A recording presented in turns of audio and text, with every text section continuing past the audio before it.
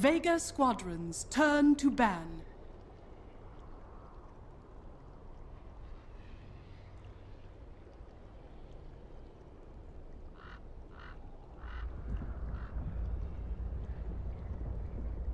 Ten seconds remaining.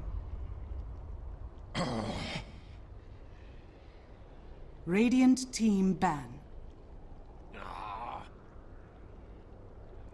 Vega Squadrons, turn to ban.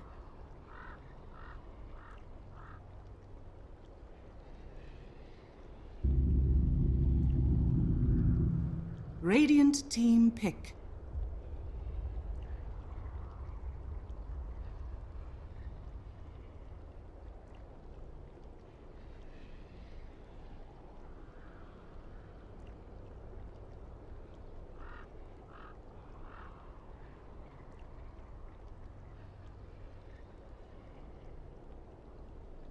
Vengeful spirits. Vega Squadrons, turn to pick. Death prophet. Vega Squadrons, turn to pick. Radiant team pick. Witch Doctor. Radiant team ban.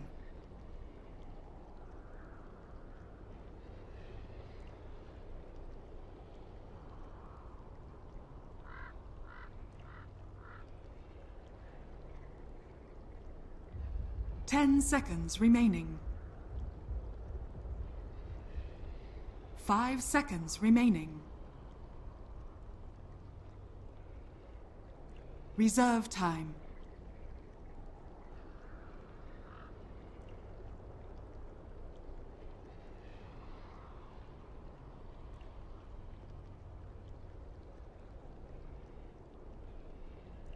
Welcome back, everybody. It was, unfortunately, drafted really quickly, so we gotta jump right into it. Capitalism joined by Blaze. Blaze, what do we got for drafting-wise in this game, too, between Vega Squadron and Team Spirit? Well, quite surprisingly, we have a Chen pick. I honestly thought that this was going to be a hero that got banned out in Phase 1 in both games, but we see that while it was taken care of in the first game alongside the Wisp, this time it is going to be let through. So we're going to see the Chen in play alongside the Death Prophet, and then Team Spirit are actually going right now for both supports. And this Venge, of course, fills into that carry role, which is still possible, but usually you don't Venge with that in mind. You say, okay, she's versatile, yes, but we pick her because she's Venge and for the support role. And then if the draft goes in an unpredictable fashion, then your 4th or 5th pick could be another support, and then you just swap the Venge into the farming position. But yeah, all in all, I would have to say that right now I'm more comfortable with what Vega have going for them. They've run the Death Prophet plenty of times and the Chen as well, and just the fact that the Chen isn't in Galblack's hand is already going to be kind of halting Team Spirit's momentum. Of course, you do have to rely on creep spawns a little bit here, but they'll ban out the Enchantress. I'm curious if they ban out any other anti-Chen heroes, because I mean the Witch Doctor already, the Paralyzing Cask is really strong. Yeah, I guess it would have been interesting if they had run like an offlane Enchantress or a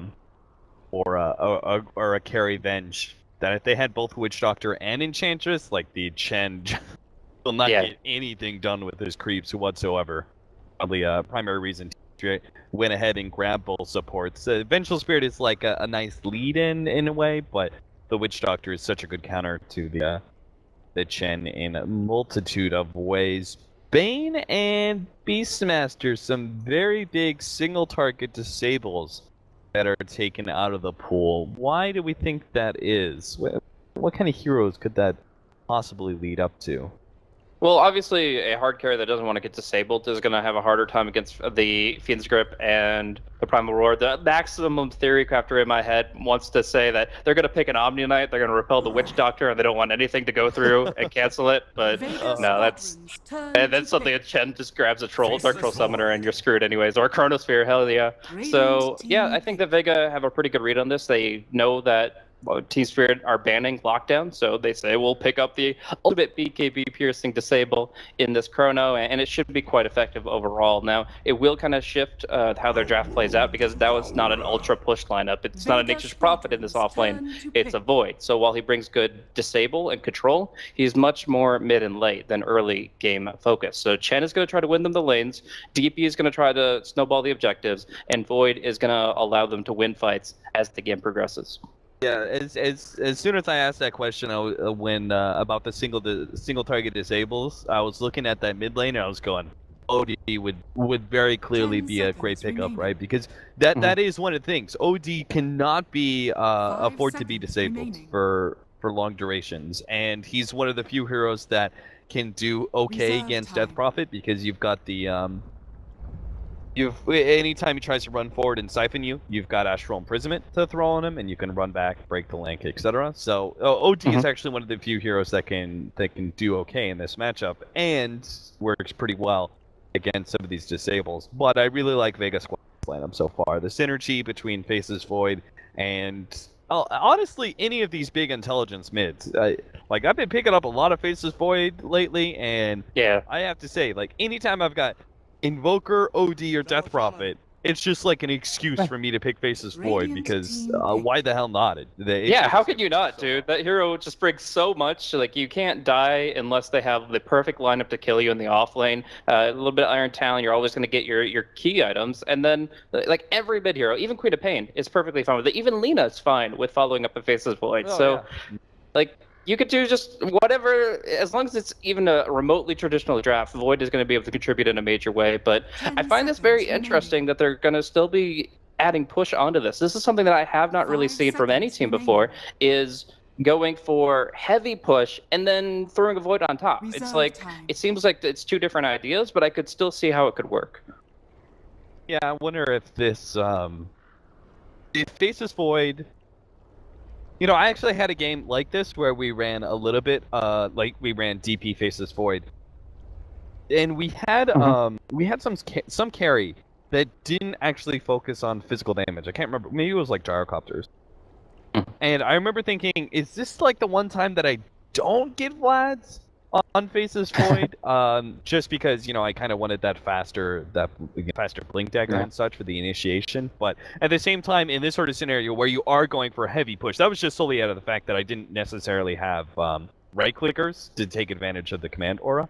But in this sort of setup where you've got this heavy push lineup, the early auras, especially the armor, is going to be pretty helpful for heroes like Death Prophet and even Chen and some of his creeps. So Team Spirit are gonna have to find some way to deal with this early push, but they also can't afford to put too much early game, because obviously this lineup could easily just go late as well. Death Prophet is incredibly good late game now with Soul Siphon and other items being added into the game like Octarine Core.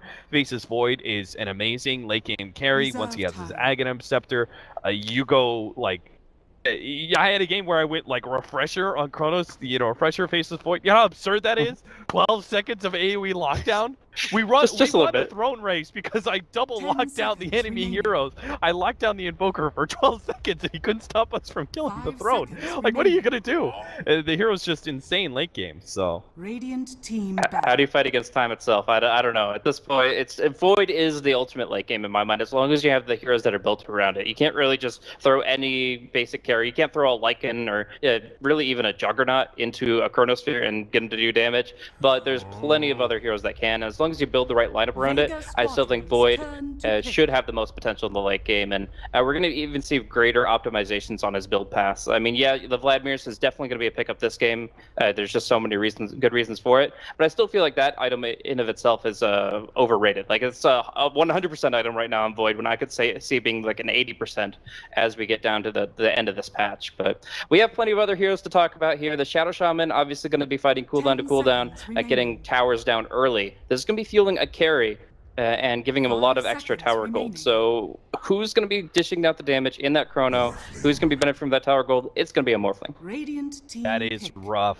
Team Spirit, OD is I think not bad against Morphling necessarily, especially in some of the earlier engagements. His intelligence steal is pretty nice to have against a hero who's so dependent on his mana pool to be able to morph and output abilities. But later on into the game, when you had that full shotgun, and OD usually doesn't have the kind of HP pool to just tank that and you'll walk it off. So that means BKB charges are going to start going out the window. You have this opportunity to just be able to assassinate someone. It's like this weird, Vega Squadron have this weird like potential to push your shit in like real early with like Shadow Shaman and Chen and maybe some Death Prophet exorcisms, but they also have like super late game that I'm not sure if you can contest either. So it seems like Team Spirit got to get a fighting lineup here, fight some of the early push, and then take over the mid game before it gets too late.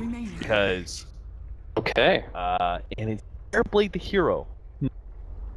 It's a tough question because like I honestly feel like there's a lot of things to consider here. Right now, Vega's draft, like you said, has the all-around focus, very similar to what Spirit had in the previous game. I feel like with Spirit really wanting that Witch Doctor versus Chen matchup, they ended up pigeonholing their draft where their supports are not really equipped to deal with a lot of these heroes. There's no way Witch Doctor Venge kills a Faceless Void. There's no way they kill a Morphling. It's actually going to be a really tough game for them to find high-level contributions. But beyond that, the cores, let's focus on that. Terrorblade as that last pick. While OD is always a good pick, Tusk definitely can be with the right player, with the right mentality. He doesn't offer that much counter push. He's not going to be able to save his towers from Mass Serpent Wards or anything. And then TB. It's going to be rough for him. I think that there's a lot of magical damage going to be coming out, even just with a basic waveform adaptive strike, Ether Shock. That's going to be enough to put him on edge. And so if they can't keep this TB alive, then we're going to be seeing some real problems for Spirit. And that means I think Ramses is going to have a big shopping list very early. He can't really afford to miss much CS. Luckily, he's against a low contest offlaner.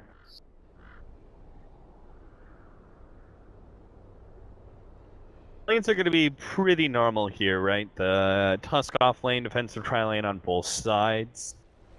I was just trying to think if there's anything Team Spirit could do to perhaps put pressure.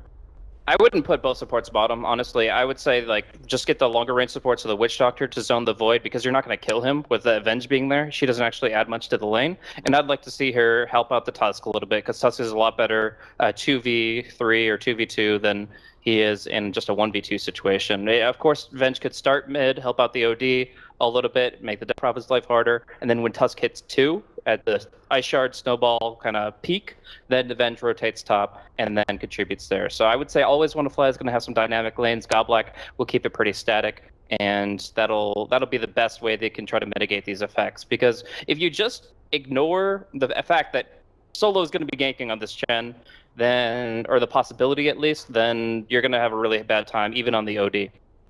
Yeah, I like your idea. Support heroes like Shadow Shaman and Oracle, I think, are probably the two prominent in this regard, where they are so incredibly good against solo offlaners because their disables are such long duration. So they can really easily solo zone out any offlaner, and you really just can't contest, because if you try and fight them, you know, one misstep, you wait, a bit too long trying to harass them back, and all of a sudden the actual carry moves forward. You get caught by that disable, you give away an early first blood, and the lane turns disaster. But both of those heroes are very actually susceptible to early pressure because they are so single target focused, and they're relatively squishy as well. I think actively trying to contest those lanes is the best thing you can do with aggro dual lanes, aggro lanes even. So I'm completely with you on that one. I actually would love to see the Vengeful Spirit pair up with the Tusk and battle it out with the Shadow Shaman and Morphling. At the very least, if you can get some good vision up, you can keep Chen trying to gank your lane and not just totally free farm the jungle or be ganking mid. And if you, fortunately, hopefully if you have a good enough vision, you don't get caught by the Chen rotations, and everything is... I think that's really important. That's actually not to be understated at all. I think that dire vision for the first 7 minutes of the game the dire jungle vision for the Radiant is going to be the most important thing. And they didn't actually go for like a smoke play or a 5-man wrap up top, even though they do have a Tusk, which makes that a little bit better. So you're going to go for this ward here. Oh, is he trying to just go walk deeper? up. That's not a good idea. No, that's not gonna work. If obviously if they're going bottom, well, if they were going bottom, Ramses would be dead, I guess. But yeah, if they were going bottom, then that is a play to make. What I like is actually you can, if you don't go for the boots first, you can TP here, then you can run up to this little spot, and you can get a ward just on the high ground. That's really good for, like, it used to be really good for when Alchemist needed the top bounty rune really badly, and you wanted to know what you're up against. You could dodge the 5v5 and just get the Grievel's Greed rune. But even now, I think it's not too shabby because it helps out the mid lane a little bit. And it forces Solo to always go for smoke plays. Solo in general is already much more of farm intensive compared to most Chen players. He'll mostly focus on getting his level 3 up more than anything else in the first couple of minutes, but he has that smoke, and it should enable one opportunity that you have to find a way to break. The battle begins. Sad life for Team Spirit. Talking about how important that vision is going to be for them in controlling the Chen, and immediately their ward does get counter out at the top rune, so it'll be limited in the first 6 minutes. We'll see if Team Spirit are still able to make the right kind of rotations. Always Want to Fly is going to start out this lane at mid, helping out the OT against no one. This is one of the things is that Death Prophet can push pretty aggressively against the mid hero that he's matched up against with Soul Siphon. You can go down at level 1 and just really start going for the zoning. So I think I like the play early on, trying to get the OD at least to level 3 and try and keep some pressure on the Death Prophet at the same time. And plus, top lane, you're not going to have a whole lot of kill power just yet. It's only until level 2 that Pasha, with maxed out agility and having that waveform nuke, can easily kill the Tusk. And the same token goes to the Tusk, is if you want to start contesting that lane, you need the Snowball, because then you have one stun on the Avenge, one stun on the Tusk, and it means the Shackles don't mean much at all, as long as you hold your ability. So just kind of go for an Ice Shard, play in the Shadow Shaman, and run at him. If he tries to turn it, then you have an answer for no matter which hero he actually picks up with the Shackles. So I love the fact that Always Want to Fly starts off here, but he's actually going to start with Wave of Terror. I saw this once, like a couple days ago, and I talked about a lot of reasons why it could be good, but I never settled on one reason why like it actually was the right play to make. I usually have, it's only a stacking spell essentially. You stack creeps with it at level 1, but other than that, like, do you have any opinions on the Wave of Terror at level 1? Yeah, I'm with you on the stacking. That would have been kind of my priority. I guess it makes it easier to last hit, and the enemy hero, while they have Wave of Terror on them, isn't going to be feeling particularly good about trying to play aggressive and harass. But I can't really settle on one good reason either, especially seeing that Always Want to Fly didn't actually stack anything. Yeah, I mean, of course he does now have both, and the mana efficiency on Wave of Terror is great, but we'll test the theory we had earlier of whether or not Mag's in any trouble. He's just gonna TP all the way back to the tier 2. Could have hit the tier 1, not a really big... If he wants to go for some jungle play though, that's fine. No matter what. It's there. Yeah. Like the entire thing? The entire TP? Yeah, like, I'm pretty sure if he just mans up, right, and he tanks, like, both the supports and their stuns and everything, I'm pretty sure he still is going to time walk, like, 60% of the damage he takes.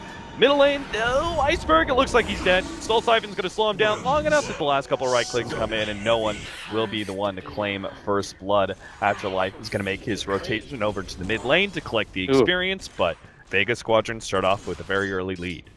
Yeah, and that's a smokeless rotation. That's just because they killed the ward earlier, that Solo could just walk it in, and there's no Venge to protect. So I really do feel like the Venge's action down bottom, like you were kind of alluding to with the trade there, the time walk, it's a Terrorblade. It's not a Wraith King or any other Chaos Knight or some other follow-up stun.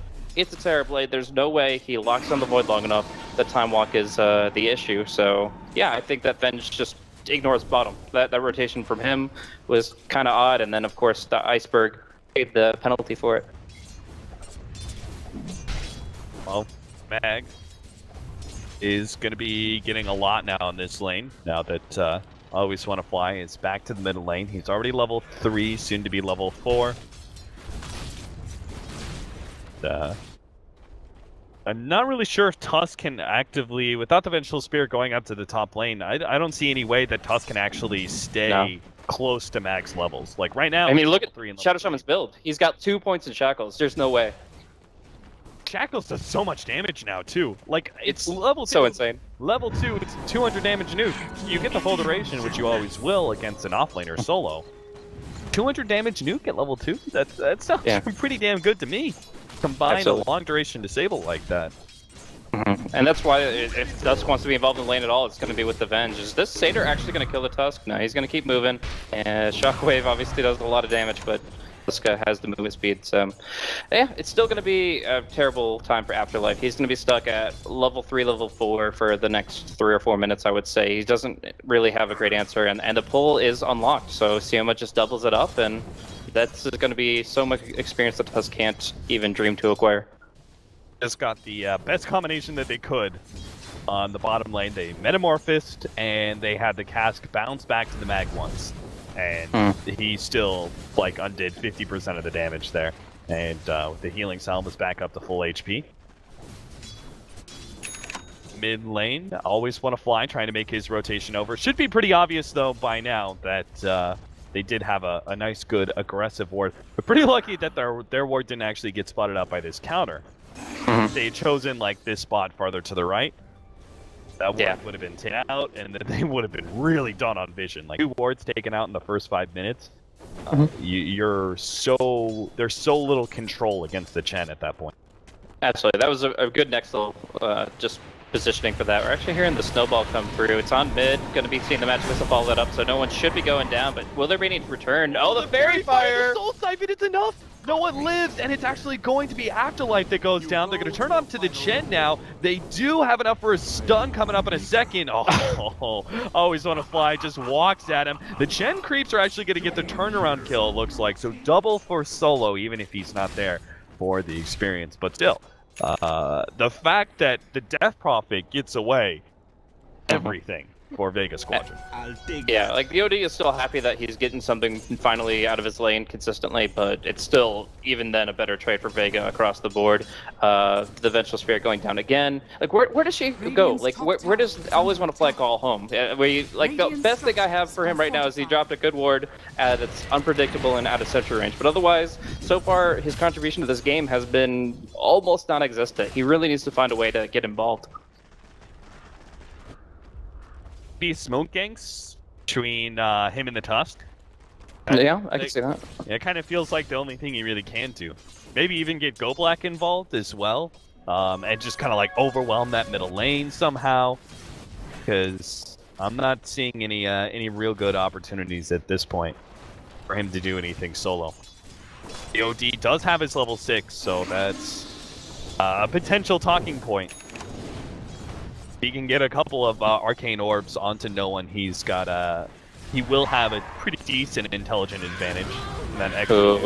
That's not good though. He's committed in full. He steals some intelligence, but gets ensnared. The exorcism comes out and just nuked down very quickly. So really just trying to get very aggressive in this 1v1 matchup. But this is not a duel between men. This is the entire army of Chen rising up. The jungle, the zoo comes out and just breaks him down. Now this tier 1 tower will fall quickly, as you would expect with these kinds of heroes coming into play. And I mean, the Shadow Storm is going to hit 6 soon too. This is going to be a 2 tier 1 tower advantage for Vega, and you're still sitting on level 4 on 2 heroes for Spirit.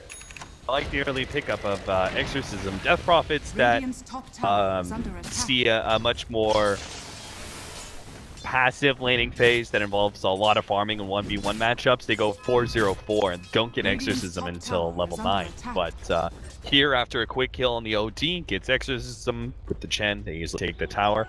And now he can put more pressure on some of the side lanes now that his lane is pushed in. He doesn't want to be there anyway, so he actually finds the perfect rune to do so. He's going to find Afterlife here on the top lane with his Invis rune, and might have the opportunity to run him down. Afterlife has an angle. Maybe he can do some sort of snowball play, but it seems pretty futile. Goes down without even trying, and it's probably for the best anyway. So that is going to be now 2 tier 1s as well as 4 kills in their favor. They've got level 6 on and more and all of their heroes. They will wait for the exorcism cooldown, but at that point they can start just moving as 3, even just 3 heroes. Like usually I'll say 4. I'll say 1 hero is farming and 4 move to take objectives. But in this case, 3 heroes will be enough just because of how strong the Chen is by comparison to heroes like Venge.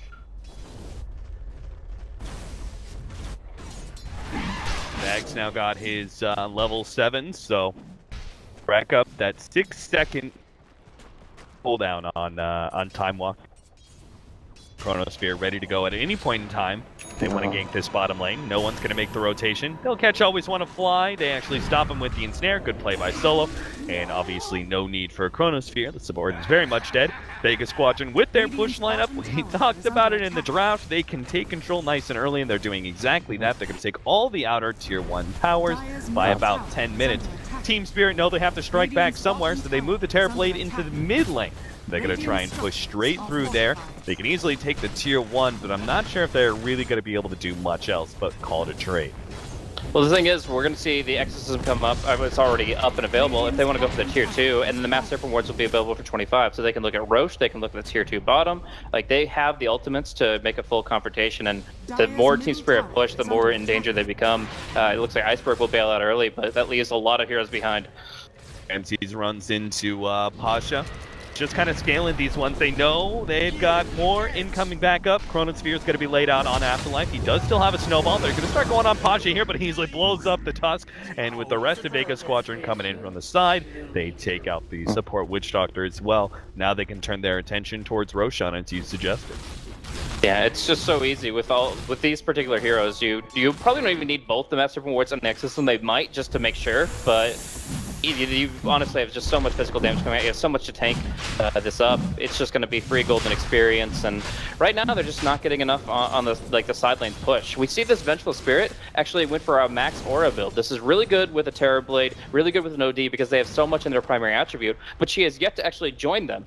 She's been just trying to get her level 6 in solo, and as a result, she hasn't really been able to aid to their pushing speed. Gonna take that Aegis. Death Prophet, who heads up to the top lane to defend that tier 1 tower. No one's going to be the first one in, slowing down Iceberg, counter TP, see how much Slayer, is he going to be there in time? Nope. So not that good of a range, so will not be there. But this means no one's actually going to be finishing up a Yule Scepter very soon. Mag will have his Vlads, and you know, in this point in time, Morphling almost looks like a really damn good hero with the push lineup when you so overwhelmingly taking control of the game that Morphling can not only split push, but he's like maxed out agility at all times. He can actually aid you in pushing down these towers pretty good. He's fearless, man. Like, it's the same thing with the Void. They don't have to worry about getting nuked down before they get a single spell off. There was the problem of the Venge Witch Doctor opener. It comes back to the fact that you can then suddenly go for heroes like Weaver, Morphling, Anti-Mage, Ember, Void. These kinds of heroes can just completely ignore offensive threats and go for full YOLO plays because there's nothing to stop them. Dire's middle tower is under attack. Exorcism pop. This will be a tier 2 tower going down at the top lane. Not much Team Spirit can really say about it. Radiant's top tower has fallen. Look at the Vlad's pretty much done here. It's very close to being complete for the Void. And from there, like you said, it's a huge pushing tool. It's going to also help them a lot from the damage of the Terrorblade. But we do see actually a fight despite the Void's absence. Kind of helps that Iceberg, but it does bring him deeper into the clutches of the Death Prophet. And in the end, it results in his death nonetheless. And they don't get any sort of counter kill. Afterlife will wave goodbye as he TPs back to base, but Team Spirit, another fruitless attempt by them in the top lane, and with that kind of engagement, where Team Spirit just get no hold on the game whatsoever, Vega Squadron can go ahead and transfer this pushing power now into the tier 2 at mid lane. The Serpent Wards now up. They don't need Exorcism after just killing the OD. Mag's got his Chronosphere anyway, and as we see, Death Prophet is still something to be feared thanks to that Soul Siphon. She's got her own sustain. Even though Hand of God and Mechanism's on cooldown, she can still be very confident in her second life, in her Spirit Siphon.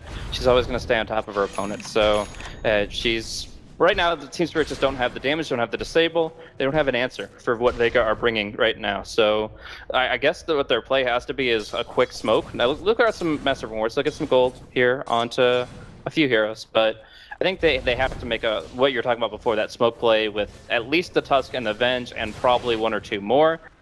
There's kind of this hard balance where because all your lanes are being pushed in, there's all these wards covering the map for Vega that you have to keep it subtle. You have to show at least a hero, if not two, but you have to find that opening. You have to find some smoke momentum because one kill is not going to cut it. You need to tap into that comeback mechanic. 1-9, 14 minutes in. The OD is going to try and help out with this push into the middle lane. They're going to get the quick pick off on Shadow Shaman, maybe not so quick. The silence there allows Yum the Slayer to actually be able to live. Iceberg doesn't have enough nukes. Now the Chronosphere gets laid out. Mag will finish up the kill on the OD. And once again, Team Spirit push out thinking they could get something. There's an immediate slap back down from Vega Squadron, keeping them still at 1 kill. Team Spirit, the link is now complete on the Morphling. I'm not sure how they can do anything in this game, but maybe kill Shadow Shaman a couple of times. That's very true. It's going to be like, he's the prime target because honestly, he's got as much, he doesn't have as much comeback gold as the other heroes because of kill streaks, but he's still going to be giving them something. So Shadow Shaman is definitely their easiest hero to kill and the one they probably need to focus because everything else, he's just soaking up damage. Like the worst case scenario is Morphling has to put half of his agility into strength. That is the bottom worst case scenario unless he's diving the fountain or the tier 4s. Tornadoes incoming as they're gonna push down this tier 3 tower. Looks like Exorcism and Wards are prepared for this one. Fortunately, it's not a level 2 Exorcism, so it is gonna be a bit slower. Team Spirit know they need to try and push this back without the Terrorblade. He just took the tier 2 tower. Pretty big influx of gold, but he's still not a fighting hero just yet. Always want to fly. Almost going to be dunked on by Pontius. Doesn't have quite enough right clicks. Take the lane of Rax by 15 minutes. Terrorblade, yeah, there's nothing he can do about it. He knows it too. He's just continuing to push, trying to take a tier 3 tower, but now Pasha's already here, slowing him down. He managed to get the quick pick off there, and it almost seems like Team Spirit feels like they're about ready to call GG. Things have just gotten so dramatically terrible for them in such a rapid pace. Yeah, the network graph is straight linear. Like, it's just straight up showing Vega taking piece by piece, objective by objective, kill by kill, the massive advantage that just has really no contest to it. As long as they play as a group and they play smart, Vega are pretty much know they have this one in the bag. They have so much survivability on the Death Prophet. We actually have a point booster for her and for the Chen as well coming out, but just the Yules alone, along with the Mech and Hand of God, makes it almost impossible to bring her down with Team Spirit's draft. And we could say that same thing for the Face of Void, same thing for the Morphling. They just have so much that Team Spirit are lacking to control. They don't have an Ancient Apparition to prevent the self-healing from like Morph and Time Walk and things like that. It's just, it's their last ditch right here with this last smoke. Yeah. Team Spirit, they gotta get a really big pick off. Take down Morphling somehow. I honestly don't know how. But, because just like, as long as the Morphling is fast enough on his fingers, he should always be able to get away. Because what can they do? They can Astral Imprison to break the Linkens, and then Magic Missile. Like, that's their fastest nuke they have, I think. Yeah, I mean, and you probably have to go for Swap instead of Astral, because if you look at Astral's range and the fact that OD doesn't have a blink, there's no way you could actually be that close to a Morphling. Yeah, true. It'd have to be some sort of weird scenario where, like, they're smoked up and they round the corner on Pasha, surrounded by all these stunners at once. Ever-looming fog of war. But we'll see 9 Pasha, Pasha, whatever. He's going to go in for the wave. The adaptive should set up, if they wanted a chrono onto 2, it might be worth it just to take 2 off the table. But you remember these level 8, level 9 heroes respawn so quickly that the Faceless Void Chronosphere is not worth 2 supports' lives almost, when they could just take it to the base. Another round of pushing, this time with a level 2 Exorcism, and really nothing has changed when it comes to Team Spirits and their builds. In fact, even levels are pretty much the same. Terrorblade has a Yasha. Iceberg has yet to complete his Trot of Atos. So it doesn't seem like we're going to have much of a difference in outcome. This push, Vega Squadron have pretty much already secured it. The tier 3 tower is about to go down. Of course, this time around, the Terrorblade has to fight. He can't lose 2 lanes of Rax already, but may actually happen if he doesn't get into this fight soon. Exorcism almost takes out the range Raxes. They're going to start pushing back with this Metamorphosis. Vega Squadron, there goes the Death Ward as well. Vega Squadron will call it a day. Managed to take a tier 3 and almost a ranged Rax with that. Mag still has this blink though, waiting for a good chrono. Might still be able to set his team up even without the Exorcism. Quick pick off on Iceberg. We'll see. Mag has been spotted out. He's not really going to be able to do anything here. Silence And oh, now the There jump it goes. get the Chronosphere onto the two sports in the background. Afterlife's going to be pumped back. They also got the Vengeful Spirit. Snowball stay for a little bit. The Terrorblade's trying to right-click away at Yum the Slayer, but even he's living. He managed to get the hold on to Iceberg, but quickly is taken out. Ramsey's silenced up, has no opportunity to be able to get off his Thunder, which just leaves Iceberg, but with a bash and some heroes surrounding him, he is going to go down here. Can't even TP away in time. And there we go. Even without an exorcism, they're going to be able to just walk up to the high ground with this creep wave, and that's going to be the mid lane for sure. No exorcism, no death wards. Radiant's middle barracks are under attack. Clears it out, and I mean that was just good patience. Mag was completely inside the trees there, so I think like they had an idea of him flanking, but I don't think they had his exact location. And setting up a 3-man Chronosphere is all that you need for that kind of a fight when they already have the massive item advantage. So from here, Roche will respawn in 2 minutes. I think that's going to be their key for the top lane, just because if 6.83 taught us anything, it's protect your advantage. A blade for the Morphling. Time is money. Funny thing is, he's gotten this so early, he doesn't actually have that high of levels. So he doesn't have like, you know, that big, like, full-out adaptive strike just yet.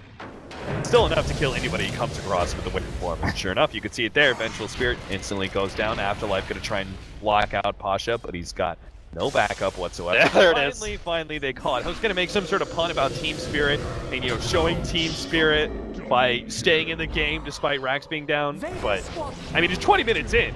Two lanes are racked down by 20 minutes. I've never seen a comeback even close to that. So they finally call it. Certainly not with these heroes. Like, you're up against Faceless Void, a Morphling that go late, the Death Prophet that's almost got our Octarine Yules. Like, it's not even just the metrics, it's the circumstances around them. Vega just outdrafted them completely. I feel Team Spirit made the mistake of letting the Chen through.